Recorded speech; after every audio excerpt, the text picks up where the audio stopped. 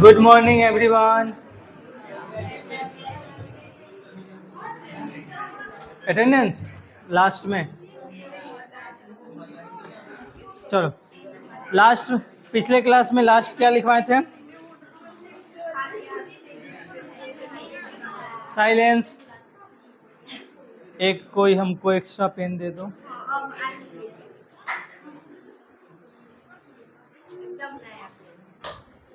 Last बताना तो क्या लिखवाए थे? कैसे बताएं बोल के, और कैसे? साइलेंस।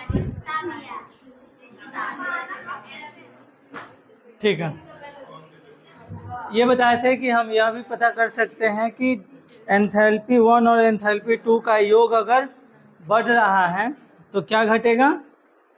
अपचयन विभव घटेगा। ये लिखवाए थे लास्ट। ठीक है, इसमें और पॉइंट लिखवाना था बट वो सब पॉइंट छूट गया था, तो अभी हम लोग पॉइंट को लिखना शुरू करते हैं। सबसे पहला पॉइंट लिखिए।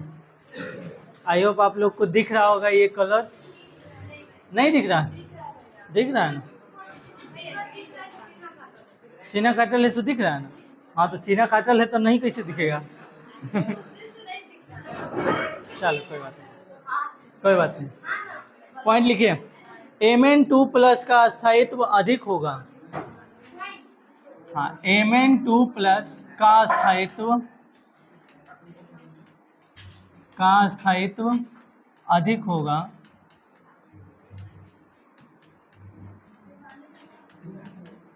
Mn2+ का स्थायित्व अधिक होगा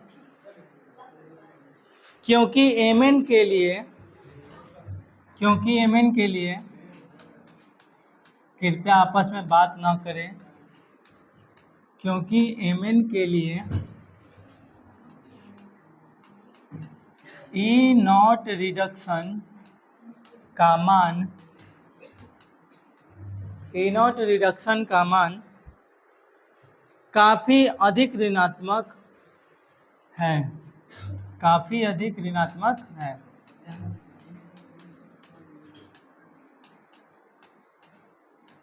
अधिक ऋणात्मक है।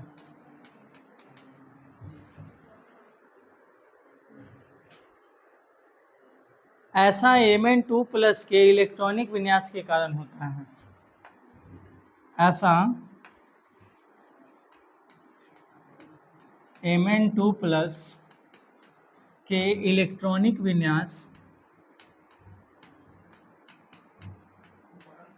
के कारण होता है।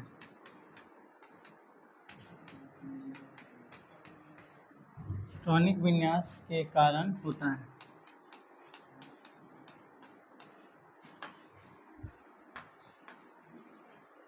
ठीक है, Mn2+ का जो क्या ना सुनाई दे रहा है?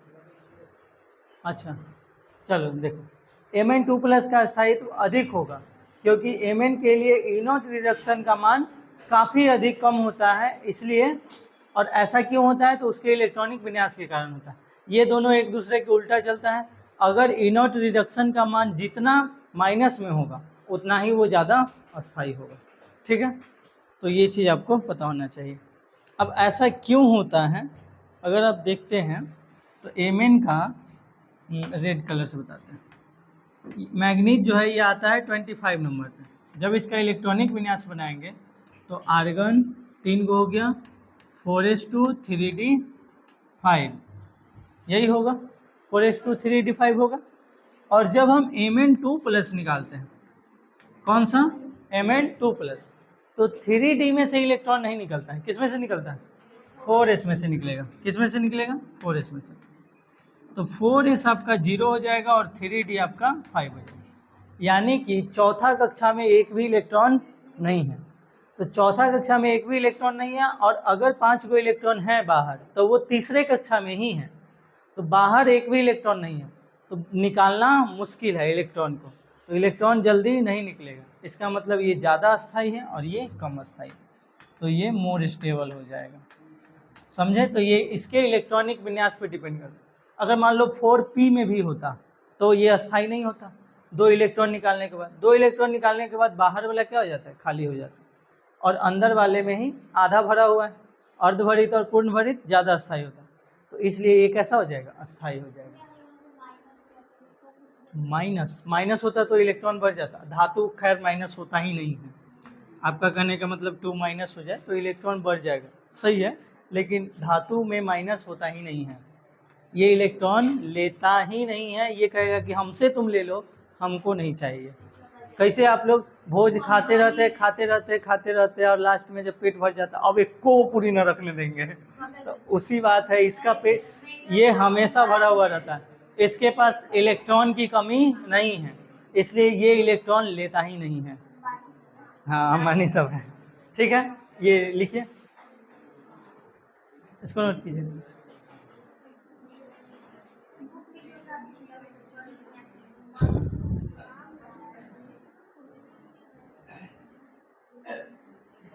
साइलेंस।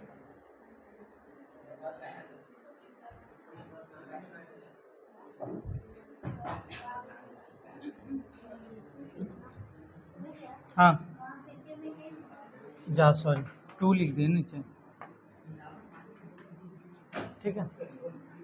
ओए भूषण जी, काहे आप छटपटा रहे हैं, आगे देखो, अगर आगे हम अस्थायित्व की बात करते हैं, अस्थायित्व, इसके आगे ये मैग्नीज 25 नंबर पे है, इसके बाद, तो इसके बाद क्या है, सबसे ज़्यादा अस्थायी होगा Fe2+, उससे कम होगा अस्थायित्व कोबाल्ट CO2+, और उससे कम होगा निकेल, ठीक है। और ऐसा क्यों होता है, इसके पीछे का कारण है IE, ionisation energy 1 plus ionisation energy 2, ये दोनों का मान बढ़ जाता है, इस वजह से ये ज़्यादा स्थायी हो जाता है, ठीक है। क्या कि आपको पता है ये चीज़ अगर बढ़ेगा तो ये घटेगा, तो जैसे ही उसके बाद जाते हैं तो आयोनाइजेशन एनर्जी ये जो है बढ़ने लगता है, इलेक्ट्रॉन निकालने के लिए ये बढ़ने लगता है, तो अस्थायित्व घटने लगेगा, ठीक है। किसी को कोई दिक्कत परेशानी?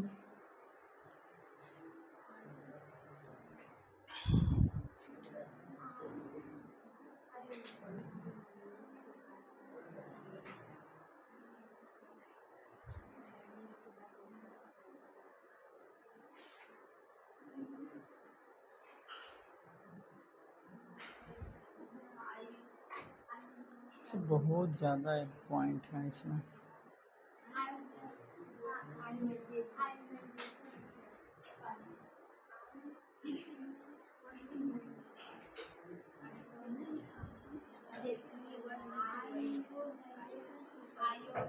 साइलेंस।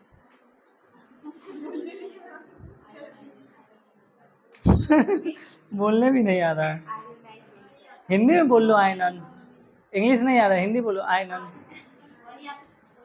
आयोनाइजेशन, सुन गया नहीं, बोलो ऐसे बोलो, ऐसे आई,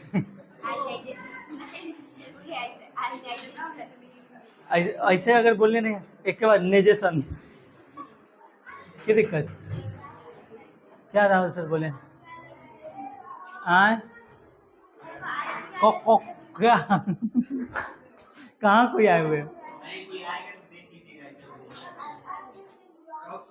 हाँ ऊपर है, बोलिए, हाँ उन्हीं से ले जाओ ऊपर, हम क्या करें, उन्हीं से काम है। चलो आगे देखो,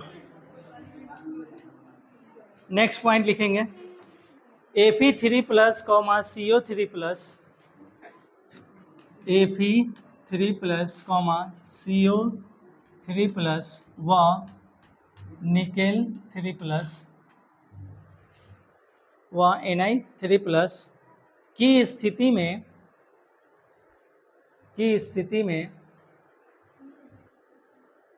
स्थिति में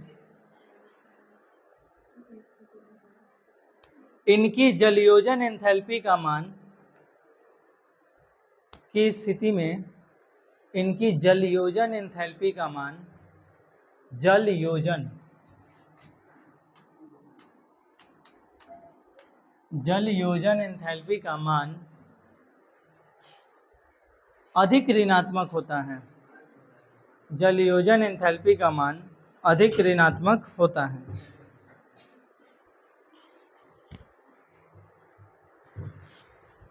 जल योजन एंथैल्पी का मान अधिक ऋणात्मक होता है। वह इनके छोटे आकार के कारण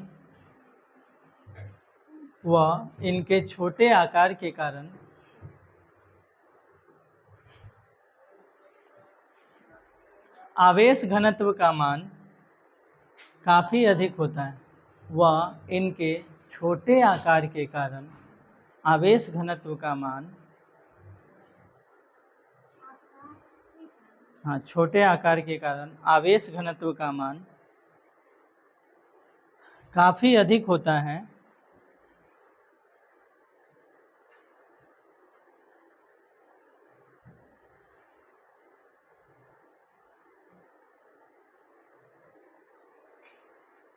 काफ़ी अधिक होता है, इसलिए Fe2 प्लस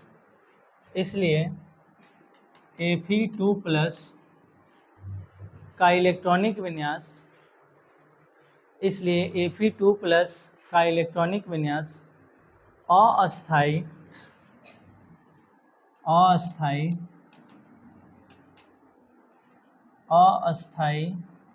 होने के बावजूद Fe3 में Fe3 प्लस अस्थायी होने के बावजूद Fe3 प्लस में अपचयन हो जाता है। Fe3 प्लस में अपचयन हो जाता है।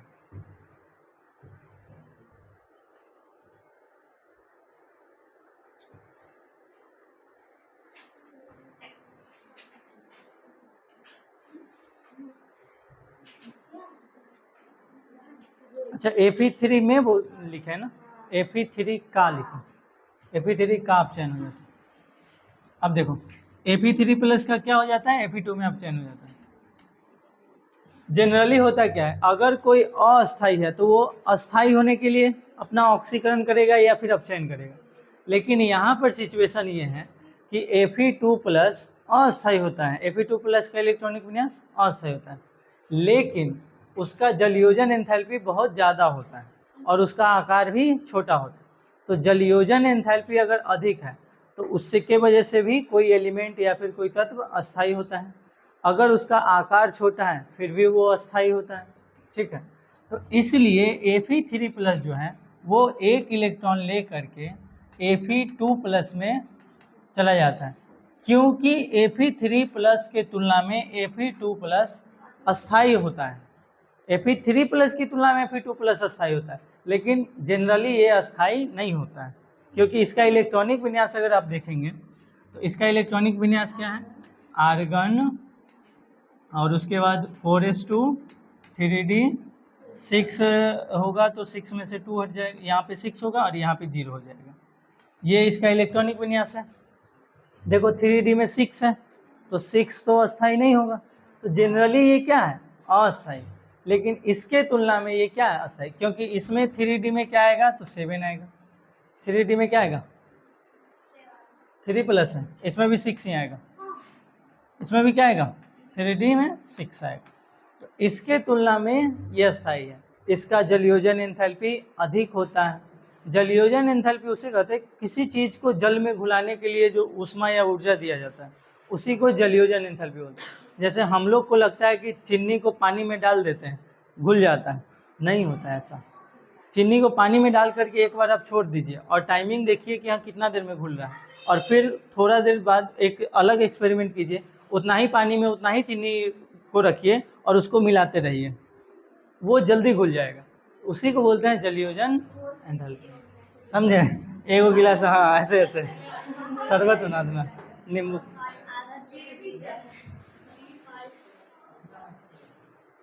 छब्बीस नंबर पे आता है ना, 6 ही होगा ना, इसमें 3 प्लस है इसलिए 6 हुआ है। इसमें 3+ है तो 2 गो S से निकलेगा और 1 गो D से निकलेगा, ठीक। तो ये चीज़ होता है, समझे? किसी को कोई दिक्कत नहीं होना चाहिए। अच्छे से लिख देते हैं दोनों का इलेक्ट्रॉनिक विन्यास। 3D5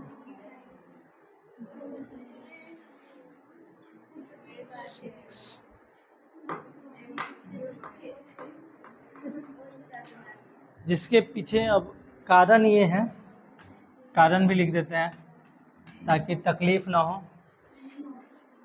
सबसे पहले तो Fe सॉलिड रहेगा, जो किस में जाएगा, Fe गैस में जाएगा। उसके बाद ये Fe गैस, हाँ, अपने में से एक इलेक्ट्रॉन निकालेगा और Fe+ बनेगा। और फिर देखो, जब भी इलेक्ट्रॉन निकालते हैं, गैस का मतलब है कि वो उसका अलग अलग एक एक परमाणु अलग हो गया है।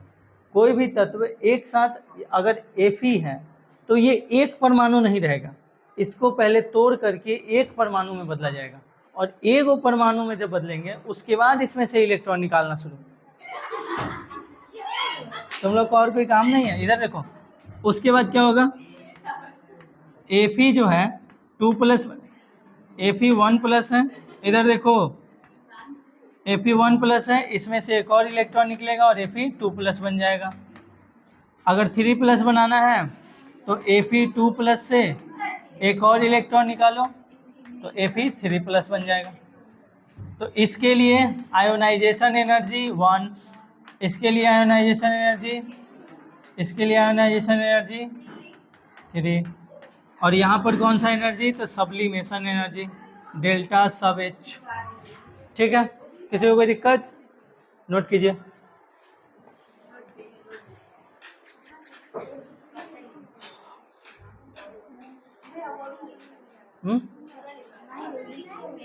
जो लिखे हुए हैं वो छोड़ दीजिएगा, यहाँ से लिखे ना,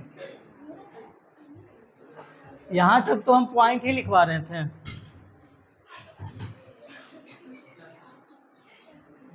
तुम लोग का ध्यान नहीं रहता है, देखो उसको बाद में बोलिए भैया तन के रुक जाइए ना, लिख जल्दी।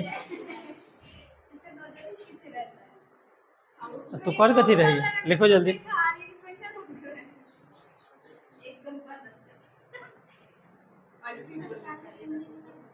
साइलेंस।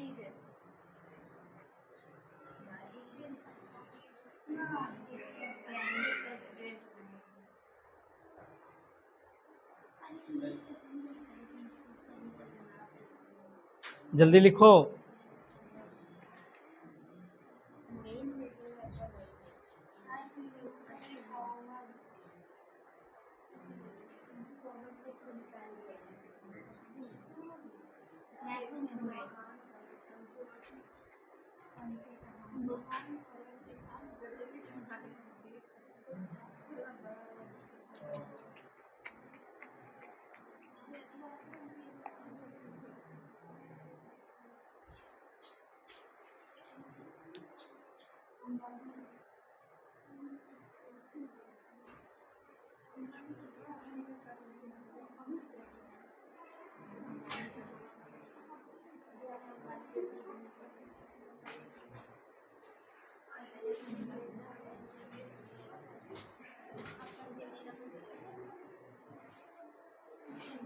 हो गया, एक पॉइंट और लिखवाएंगे।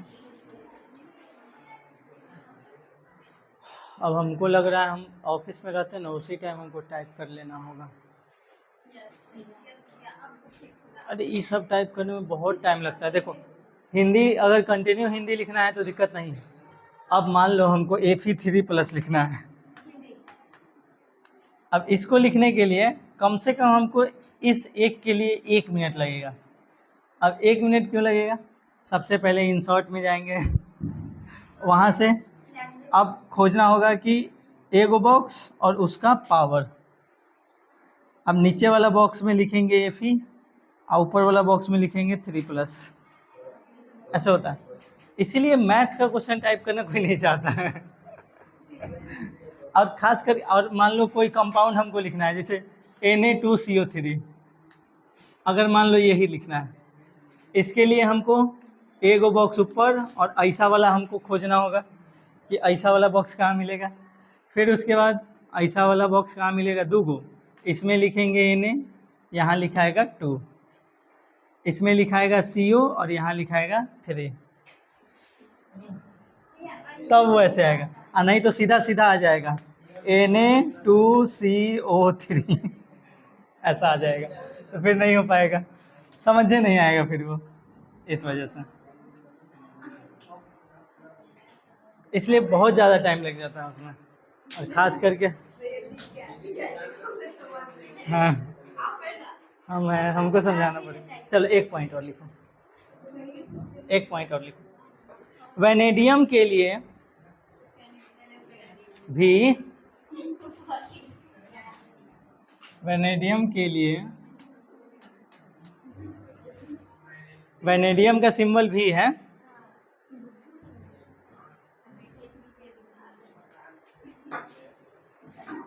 साइलेंस E0 V3+ से भी 2+, 3+ से 2+ में चेंज होगा, जिसके लिए माइनस का 0.26, कितना विभव होना चाहिए, माइनस का 0.26, अर्थात अपचयन संभव है, इतना है, अर्थात अपचयन संभव है।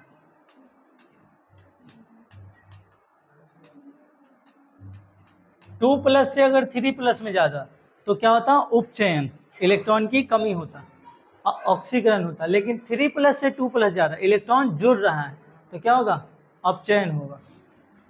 अब ऐसा क्यों होता है, इलेक्ट्रॉन जुड़ गया ना, 3+ से 2+ हो गया तो इलेक्ट्रॉन जुड़ गया,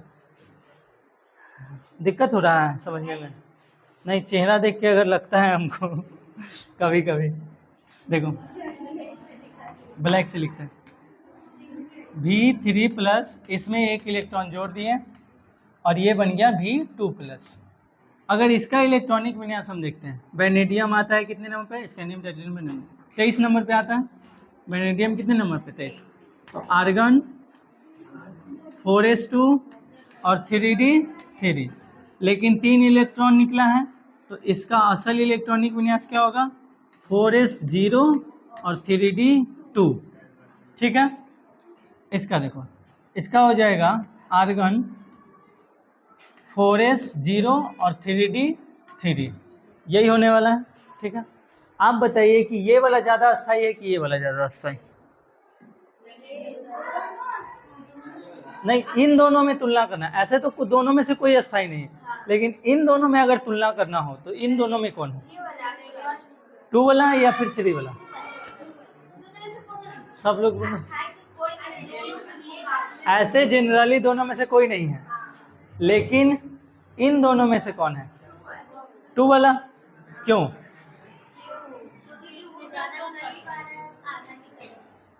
और जो लोग बोल रहे हैं कि ये वाला है तो ऐसा क्यों है।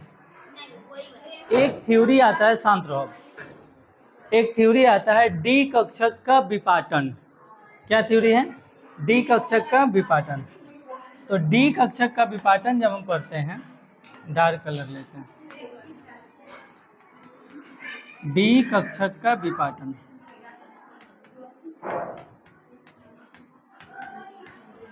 तो जो डी कक्षक है, देखो ये जो डी कक्षक है 1 2 3 4 5 गो, ये 2 भागों में टूट जाता है, कितने भागों में टूटता है, 2 भागों में। शांत रहने के लिए बोलो तो सबको,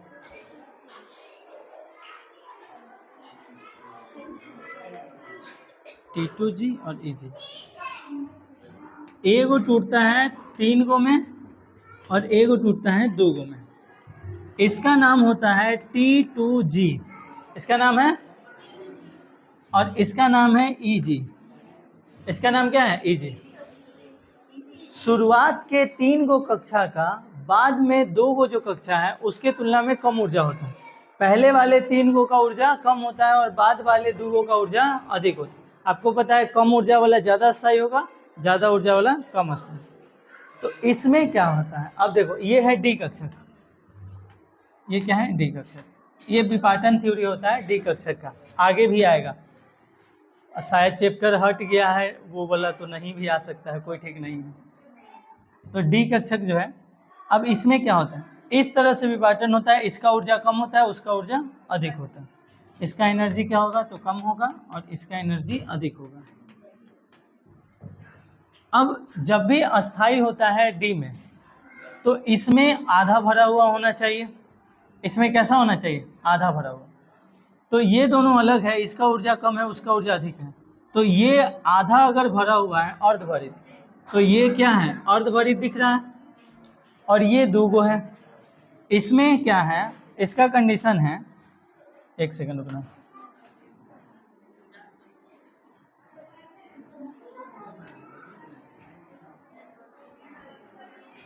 इधर आ जाओ तो ठीक है। देखो इसका अगर हम बनाते हैं, तो इसमें ये को इलेक्ट्रॉन है 3D में। इसका अगर बनाते हैं तो 1 2 3, तो इसमें 3 गो बॉक्स है, तीनों में एक एक इलेक्ट्रॉन है। इसमें 3 गो बॉक्स है, लेकिन एक गो क्या है, खाली है। इसमें 2 के पास ही है, तो ये ज़्यादा छटपटाएगा और ये कम छटपटाएगा। तो जो ज़्यादा छटपटाएगा वो पिटाएगा, खींच लो इलेक्ट्रॉन। तो ये कम अस्थाई है, ये अधिक अस्थाई। किस थ्योरी से, डी कक्षक का विपाटन। किसी को कोई दिक्कत, तो ये अस्थाई होगा और ये अस्थाई होगा। क्या बोली, जिसका कम भरा हुआ रहता है, पूरा भरा हुआ। हाँ तो देखो, सबसे ज़्यादा अस्थाई होगा जो पूरा पूरा भरा हुआ है, उससे थोड़ा कम होगा जो आधा भरा हुआ है, ठीक है। उसके बाद का अगर कंडीशन पूछा जाए, तो डी जो है वो 2 भागों में टूट जाता है। तो डी जो 2 भागों में टूटता है, उसमें पहला वाला का ऊर्जा कम होता है, तो जिसका ऊर्जा कम वो अस्थाई, जिसका ऊर्जा ज़्यादा वो कम अस्थाई, ठीक है। तो अब इसका ऊर्जा ज़्यादा है, तो ये पूरा भरा हुआ है तो अच्छा, ये आधा भरा हुआ है तो भी और अच्छा है।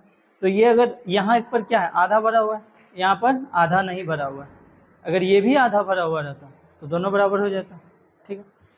इस तरह से होता है, समझ में आयो। अब अगर कंपेयर किया जाए इससे और इससे, 5 गो है ना, 1 2 3 4 5। अब कोई कहेगा कि ये वाला ज़्यादा अस्थाई है कि ये वाला, ये, तो फिर कंफ्यूजन कहाँ हो रहा है, कहीं नहीं। नोट कीजिए इसको इसको इसको।